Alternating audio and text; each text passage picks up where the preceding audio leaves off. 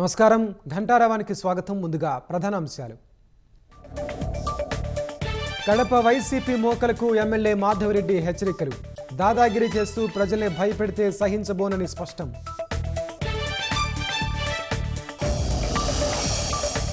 యూపీఎస్ను రాష్ట్రాలకు అమలుపై యూటీఎఫ్ నేతల అభ్యంతరం. పాత పెన్షన్ విధానానికే తమ మద్దతుంటుందని వెల్లడి.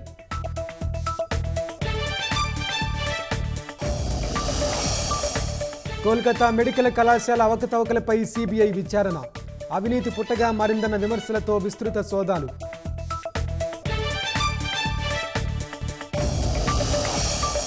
మిస్ ఇండియా గెలిచిన వారిలో పేదలు లేరన్న రాహుల్. వాటికి రిజర్వేషన్లు కావాలంటారేమో అని బీజేపీ చురక.